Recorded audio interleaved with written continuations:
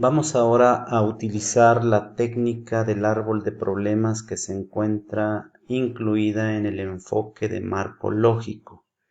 Es una técnica que nos sirve para analizar las distintas partes de una situación problemática.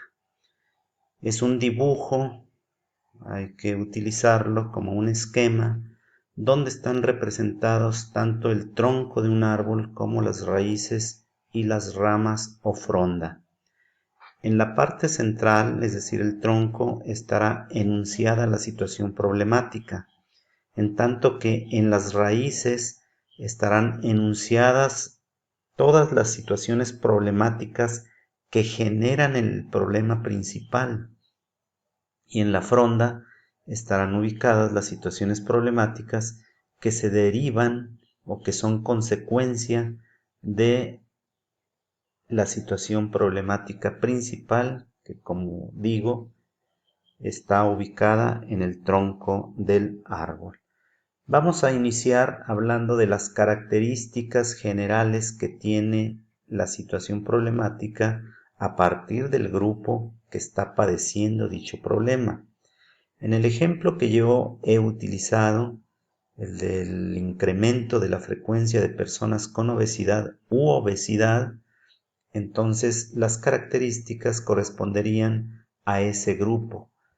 Puede haber características A, puede haber características B o puede haber características C, o más allá de estas letras o este conjunto de rasgos o características, estarían otras muchas que se nos vayan ocurriendo. Yo diría, por ejemplo, que el grupo en general de las pacientes obesas es aquellas que tienen un peso corporal X, que se presenta más en mujeres que en hombres, por ejemplo, que se presenta más en ciertos grupos de edad, que se presenta más cuando se tiene una dieta X, que se presenta más en ciertas regiones geográficas, etc. Esas son las características generales. Si hablamos de las causas que están ubicadas en las raíces del problema, pudiéramos también clasificar dichas causas.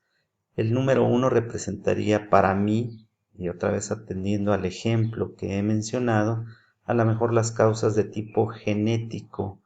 El número 2 correspondería a las causas de tipo, por ejemplo, económico, familiar. El número 3 correspondería, por ejemplo, a las causas de tipo cultural. En las primeras de tipo genético, pues estarían las que se derivan del padre y de la madre. En las de tipo económico, pues estaría, por ejemplo, el nivel socioeconómico generalmente bajo al que pertenecen este tipo de personas. Y en lo cultural estaríamos hablando de lo educativo y también de lo social propiamente dicho, o también de la publicidad a la que todos estamos expuestos. Entonces las raíces de un árbol pueden irse más allá de este segundo nivel, hasta nivel 3, 4, 5, 6 o 7, hasta donde uno quiera escarbarle. Siempre habrá situaciones problemáticas que están generando hacia arriba unas a otras y que terminan en el problema que yo he elegido para investigar, que está ubicado en el tronco y que aquí está ejemplificado por las letras A, B y C, que quieren ser las características del grupo que padece el problema. Pero hacia arriba están las consecuencias o la fronda del árbol. Yo pudiera mencionar que ahí tenemos consecuencias de tipo familiar, a lo mejor consecuencias de tipo laboral o consecuencias de tipo económico. En las de tipo familiar, pues se ven afectados las relaciones interfamiliares o intrafamiliares, se ven afectadas también la economía de la familia. En las de tipo laborales, pues se verá afectado no solamente el entorno laboral, sino el sujeto que no puede ir a trabajar. Y en las de tipo económico, pues desde luego no habrá percepciones económicas, no generaremos ni tendremos los recursos o los ingresos suficientes para continuar con nuestra forma de vida. Esto sería entonces un ejemplo de la primera parte de un árbol de problemas.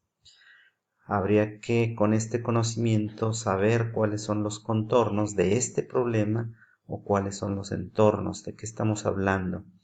Este esquema nos sirve entonces para ir analizando cada una de las partes que constituyen el problema y saber cómo se relacionan o por qué se relacionan unas con otras. Aquí vemos el mismo árbol de problemas con las características. En el tronco estaría la frecuencia elevada de personas obesas y las características serían, por ejemplo, a qué población afecta, de qué edades, con qué frecuencia, qué género, de qué nivel socioeconómico, etc. Estaríamos hablando de las causas, por ejemplo, factores genéticos, hereditarios, educacionales, malos hábitos alimentarios o sociales que son inducidos por la publicidad, la comida chatarra, etc. O las consecuencias que serían, por ejemplo, de tipo personal, enfermedades crónicas, incapacidad laboral, económica, costos familiares, sistemas de salud, etc.